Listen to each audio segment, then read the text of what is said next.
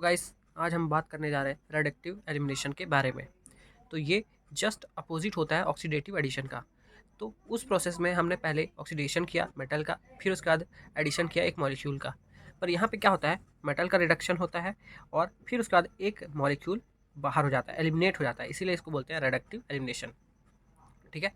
Metal का reduction मतलब कि मेटल के ऊपर कुछ चार्ज आ गया, प्रेजेंट हो गया। ये देखो, यहाँ पे पहले जीरो था, यहाँ पे -2 हो गया, मतलब कि कुछ इलेक्ट्रॉन यहाँ पे आ गए। एडिशन ऑफ इलेक्ट्रॉन मतलब रिडक्शन। ठीक है। एडिशन ऑफ इलेक्ट्रॉन पहले हुआ मेटल में, फिर उसके बाद एक हमारा XY कॉम्प्लेक्स निकल गया, एलिमिनेट हो गया इसी कॉम्प्लेक्स से। तो ये दो तरह के कॉम्प्लेक्स में ज़्यादातर देखते हैं हम, पहला ऑक्टाहेड्रल, दूसरा स्क्वायर प्लेनर। तो पहले हम बात करेंगे मैकेनिज्म की ऑक्टाहेड्रल कॉम्प्लेक्स में कैसे होता है ये, फिर उसके बाद हम देखेंगे कि स्क्वायर प्लेनर कॉम्प्लेक्स में कैसे होता है। तो आप देख सकते हो ये एक ऑक्टाहेड्रल कॉम्प्लेक्स है। ठीक है। तो सबसे पहले हम इसमें क्या करते हैं, एक न्यूट्रल लिगेंड निकाल देते हैं। कहीं से भी आप इनमें तीनों में जगह में से कहीं से भी आप एक न्यूट्रल लिगेंड निकाल दो और बचे हुए चीज़ को ऐसे लिख दो। ठीक है। जैसे ही आप इसको ऐसे लिख दोगे, फिर उसके बाद होता ये है कि यहाँ पे एक ट्रांजिशन स्टेट फॉर्म होती है 3 मेंबर की। ठीक है। जहाँ पे ये दोनों बॉन्ड आपस में ब्रेक हो जाते हैं और यहाँ पे एक बॉन्ड का फॉर्मेशन होता है।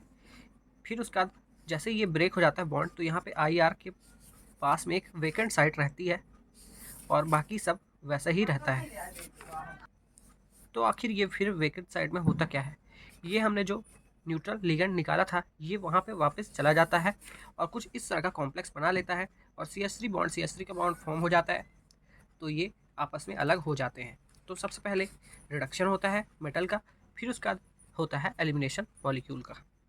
हैं स्क्वायर प्लेनर कॉम्प्लेक्स की। तो स्क्वायर प्लेनर कॉम्प्लेक्स में कुछ न्यूट्रल लिगेंड नहीं निकलता, इसमें डायरेक्ट हमारा ट्रांजिशन स्टेट बनता है, जिसमें यहाँ पे ये वाला बॉन्ड और ये वाला बॉन्ड ब्रेक होता है और ये दोनों के बीच का बॉन्ड फॉर्म होता है।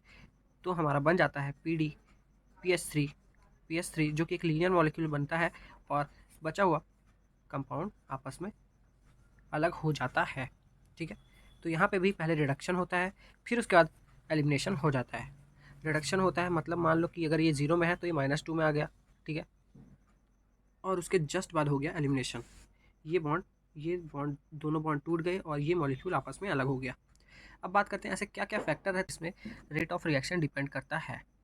फर्स्ट फैक्टर की तरफ, तो फर्स्ट फैक्टर यही बोलता है कि मेटल में अगर पाई इलेक्ट्रॉन डेंसिटी कम होगी तो रेट इंक्रीज होगा।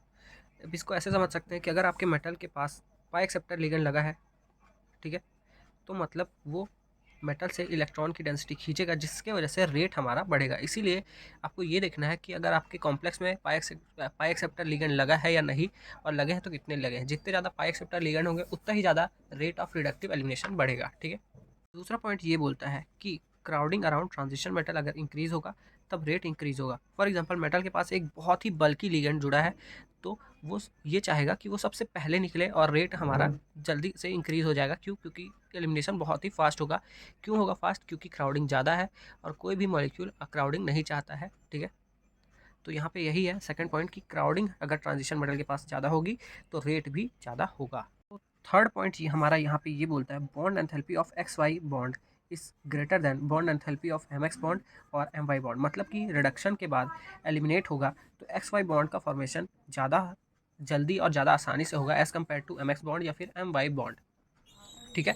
इसको ऐसे भी समझ सकते हैं कि मान लो पहले रिडक्शन हो गया, फिर रिडक्शन के बाद जब एलिमिनेशन करने की बात आई तो ये दोनों के बीच में बॉन्ड जल्दी फॉर्म होगा एज़ कम्पेयर टू ये दोनों या फिर ये दोनों। ठीक है। तो यहाँ पे हम देखा एक कॉम्प्लेक्स है हमारे पास, मान लेते हैं +3 में है। ठीक है। तो यहाँ पे बॉन्ड एंथैल्पी CH बॉन्ड की ज़्यादा है, तो CH बॉन्ड ये दोनों भी निकल सकता है, ये दोनों भी निकल सकता है। तो अगर हम पहला वाला फैक्टर देखें क्राउडिंग अराउंड ट्रांजिशन मेटल, अगर हम देखें तो ये ज़्यादा बल्कि लिगेंड है एज़ कम्पेयर टू ये। ठीक है।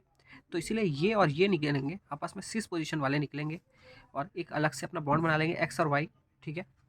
और बाकी बचा हुआ चला जाएगा अलग। आप यहाँ पे ये नोटिस करोगे कि CH बॉन्ड सबसे पहले फॉर्म हो रहा है, फिर उसके बाद HH बॉन्ड फॉर्म होगा, फिर कहीं जाके CC बॉन्ड फॉर्म होगा। तो मतलब कि ये दोनों की बनने की प्रोबेबिलिटी बहुत कम है। सबसे पहले C और H के बीच में ही बॉन्ड फॉर्म होगा, और वो भी अगर वो दोनों सिस हैं आपस में तब ही। ये दोनों भी सिस हो सकते हैं, ये दोनों भी सिस हो सकते हैं।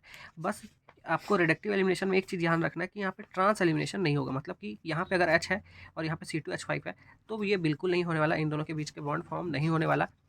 वो एक कार्बन दूर भी हो सकता है, 2 कार्बन दूर भी हो सकता है, बस ट्रांस नहीं होना चाहिए। ठीक है। अगर यहाँ पे C2H5 है तो यहाँ अगर H होता तो नहीं होता, उसके बगल में भी हो सकता है, उसके यहाँ पे CH3 और H का भी बॉन्ड फॉर्म हो सकता था, पर यहाँ पे क्यों नहीं हुआ?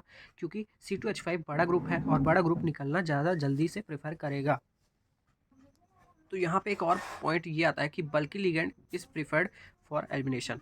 कोई बल्की लिगेंड होगा तो वो पहले उसको हम लेंगे एलिमिनेशन के लिए। क्यों लेंगे? क्योंकि हमें ये मॉलिक्यूल स्टेबल बनाना है, ठीक है।